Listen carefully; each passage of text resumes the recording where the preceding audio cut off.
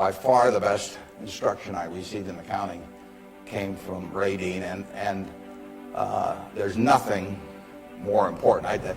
People ask me what they should take in business school, or even if they don't go to business school, what they need to know before getting in business. And I tell them, you have to understand accounting. It's the language. I mean, it's like being in a foreign country without knowing the language if you're in business and you don't understand accounting. So you want to get as comfortable with that as you are with the English language. It's made me a lot of money because I listened to what Ray Dean had to say 53 or 4 years ago, and have been able to understand what I was seeing on pieces of paper, what that told me about businesses, and the limitations of what it told me about businesses. Yeah. But that's the way we invest. Yesterday I was in Knoxville, Tennessee, and we bought a company. We agreed to buy a company called Clayton Homes about a week ago. It's a big company in the manufactured home business. We agreed to pay $1.7 billion for it. I made that deal over the phone without ever meeting the people there, but I had seen enough through reading 10Ks, 10Qs, annual reports, but looking at figures, what they tell me in terms of the kind of people even running the place, the kind of accounting decisions they make and so on. I was able to make that $1.7 billion transactions over the phone. Yesterday was the first time I met the people, and their board of directors had actually approved the deal a week earlier. So it's, I couldn't have done that if I hadn't have, had a great time at Ray Dean's class 53 years ago. So if I'm going to tout one thing, aside from this particular leadership class, of course, if I'm going to tout one thing, I would tell you that get comfortable with it. It may not happen the first week or the first month in the class, but get very comfortable with accounting. So that I run into CEOs periodically who really don't understand it. They try to bluff their way through, and you can see it in their faces. They're frightened almost when somebody hands them a balance sheet or an income statement. They really don't know what it means, and they have to count on somebody else. And that's something you shouldn't count on. We make all our acquisition decisions ourselves. We don't call in consultants or anybody. We don't call in investment bankers, much to their disgust.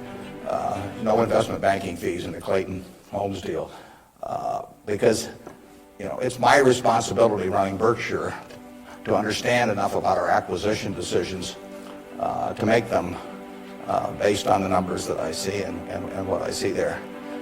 This course, however, is about leadership, and I'd like to talk just for a minute about that, and then I'd like to really talk about whatever's on your mind, and we'll get questions. But leadership obviously it's a very simple thing in concept. My job as the leader of Berkshire Hathaway is to have visions and goals for the company overall with a long time horizon attached to them, and then to get those goals accomplished through other people. That's what it's all about. I can't do it myself, so I have to know where I want us to get to. I have to see over the next mountain if possible, but then I have to get a lot of other people to look over that mountain with me and really do the job. I mean, they are the ones that get it accomplished. So it's getting things done through other people. Now, Berkshire is like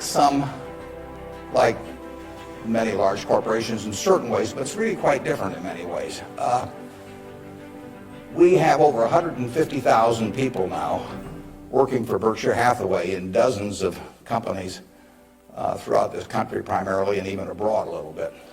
We have exactly 15.8 people in headquarters, and Deb Ray came down with me today, so we've only got 13.8 there today, and we're probably working just as well with those 13.8 as we would if Deb and I were in the office.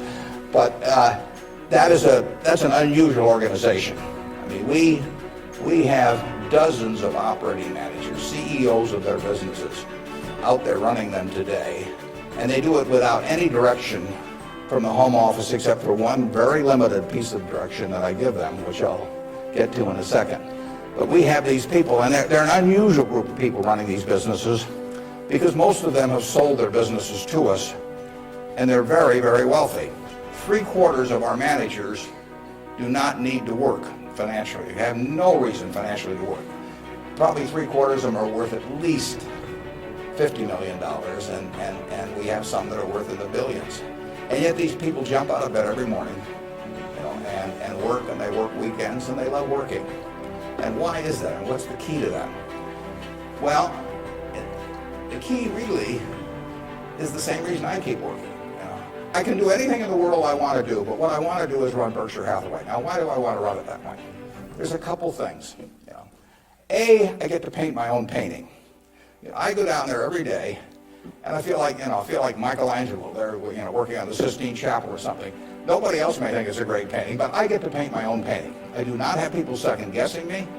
I do not have people saying, why don't you use a little more red paint than blue paint? Why don't you paint a seascape instead of a landscape?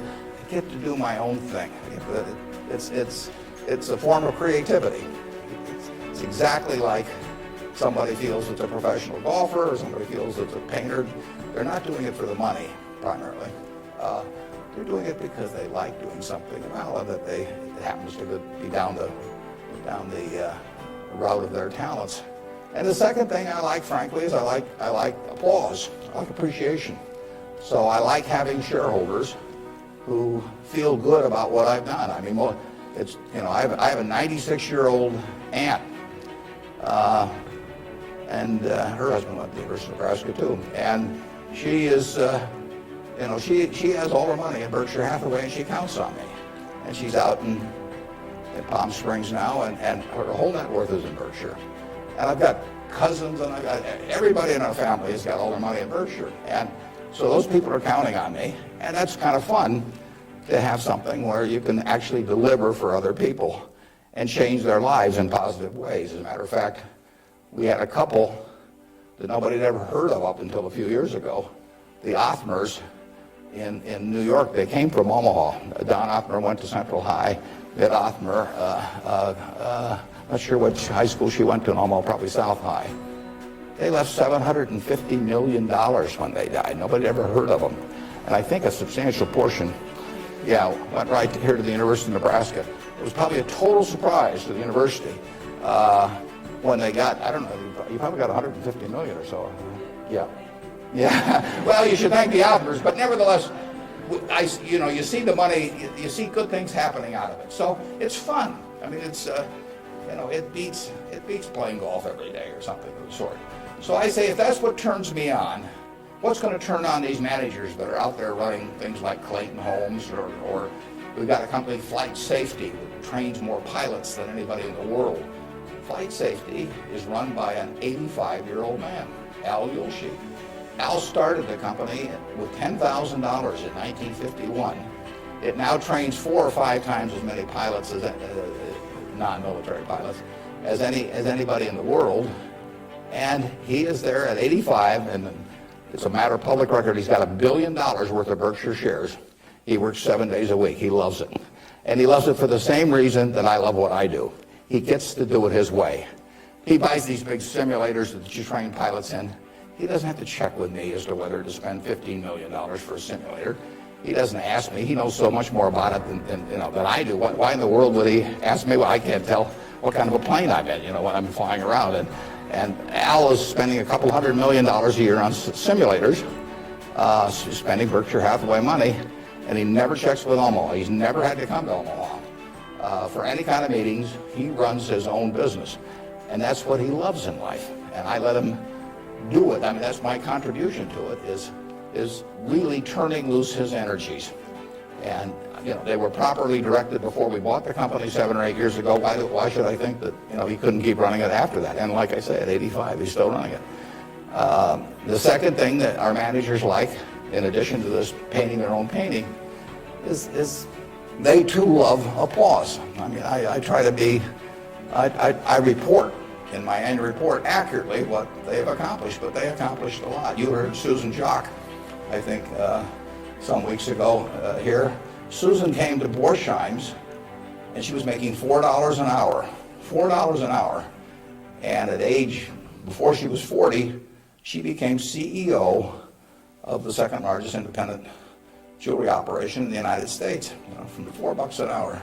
But it's talent, and Susan knows more about, I don't know anything about jewelry, you could hand me a phony diamond or a real diamond, I couldn't tell the difference. But if I started telling Susan what to order in the way of jewelry, or if I started telling her what kind of terms to extend to customers or who to hire or anything like that, she doesn't need that in life. She really owns Borsheims.